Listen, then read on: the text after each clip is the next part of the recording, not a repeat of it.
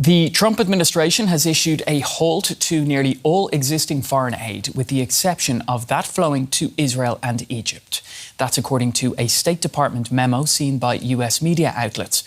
The freeze stems from an executive order signed by Trump within hours of taking office, ordering a 90-day pause in foreign development assistance in order to review efficiency and consistency with his foreign policy. The order risks freezing billions of dollars of life-saving aid, including to a program that supplies HIV treatment in Africa. The United States is the largest single aid donor in the world, having doled out some $72 billion in 2023. Well, for more on this, I'm joined now by Liz Schulke, US policy analyst in Washington, D.C. Liz, great to see you as always. So the US provides more foreign aid globally than any other country on earth. So NGOs, major humanitarian organizations, are warning that this freeze is essentially life-threatening for millions of people. So what's the reasoning for this decision by the Trump administration? As I'm sure many of you have heard already, this last week, Trump has absolutely issued a flurry of executive orders. And so some of that is playing a part here. It's a little bit, there is a concept in the American public that when things are struggling at home, why are we funding aid to foreign countries? They have this misconception that aid and the economics stability of our own country domestically are tied together. So in some ways, Trump is signaling to his base, I'm fulfilling a campaign promise. Right now, one of the pictures on his Facebook page is promises made, promises kept. So a cynic could say that this is a theater. This is about signaling without a lot of heft behind it that, look, I'm slashing unnecessary spending. I'm taking this seriously, and I'm going to help strengthen domestics abroad. I also think it all plays a little bit into the bluster he's already done before the election about holding some countries over the barrel with tariffs and things like that. So the foreign aid is kind of getting caught up in all of that political motivation. Now, Liz, two countries are still going to receive aid, though, from the United States. That's Israel and Egypt. What's your take on that? I was not surprised, but curious when I heard that it was Israel and Egypt, why they specifically were exempt. Right now, there's Congress members lobbying for Ukraine to be exempt, but was notably not. I think there is probably a stipulation in existing treaties around this foreign aid. As much as his executive order carries weight, it is still hemmed in some ways. So there could be provisions within, for example, the ceasefire we were just talking about, providing this aid. Additionally, Trump is very strong against Iran. And so this could be a conversation he's had with Israel about how do we ensure we keep Iran at bay and we keep Iran in check, and that will be continuing to provide critical aid to that area. All right. So considering what this memo says, where on the planet will this hit hardest?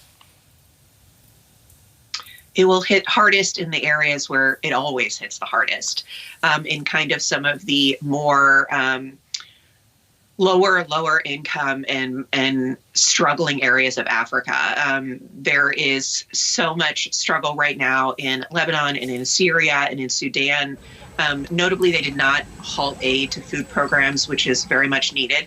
But they mentioned the HIV medicine, which is PEPFAR. It was an initiative started by George W. Bush, and is widely bipartisan for the last nearly 20 years, and has been massively successful on providing life-saving aid in the form of medical care, both preventative and treatment for HIV across Africa. And I've already seen statements issued by organizations saying people could die if this truly happens. Thousands of lives are at stake. And so I see that's, that also will turn their entire economies and regional stability upside down as well. Liz, we're going to have to leave it there. We'll be keeping a close eye on this story. Of course, it's been a pretty busy week so far with regards to the Trump administration. Liz Schulke joining us from Washington, D.C. tonight, US policy analyst. Always good to have you on the show. Thank you. For more, I am joined by Chris Beyer, director of the Duke Global Health Institute and an epidemiologist. Chris, thank you for joining us. Now, you've been on the front lines in the fight against HIV/AIDS and more recently against COVID-19. How will this freeze in U.S. foreign aid cost lives? Well, we're very concerned about the freeze. Certainly, as you said, Melissa, the U.S. is the largest single donor. The PEPFAR program, which is the treatment program for HIV/AIDS, not just in Africa, but primarily in Africa, right now supplies antiviral therapy to over 20 million people, including close to 600,000 children living with HIV. You can't really pause antiviral therapy. It's not like other treatments, because if you stop for 90 days or 180 days, which is a concern that people think this may last that long, you run the risk of drug resistance. And then you can't start people again on the same meds they were on. So this really is a major concern. But it's not just PEPFAR. The president's malaria initiative has been put on pause. The contribution to the Global Fund to fight AIDS, TB, and malaria. The Pandemic Preparedness Fund, which is, of course, extremely important. We have a number of emerging infections, bird flu going on right now, a Marburg outbreak in East Africa, Mpox outbreak in Central Africa. So pausing humanitarian assistance and pausing these kinds of programs in our world is incredibly dangerous. Infectious diseases don't take a pause. HIV doesn't pause. Hunger doesn't pause. We're also, of course, supporting a huge number of humanitarian efforts with USAID funding, and that also has been paused. And that includes humanitarian assistance to Ukraine. So the only two carve-outs, the Secretary of State can carve out exceptions to these pauses. The only two that Secretary Rubio has done so far are for Israel. Chris, we have limited time left, but quick question. How are the organizations responding to this freeze? Are there readily available, at least emergency funds they can tap into?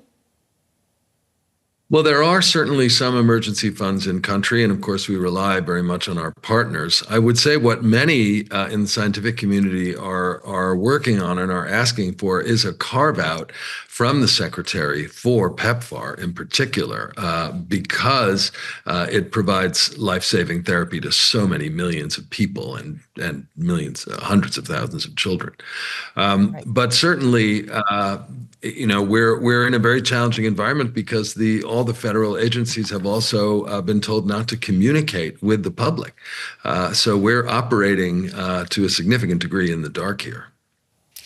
Chris Beyer, director of the Duke Global Health Institute, thank you so much for joining us. Thank you.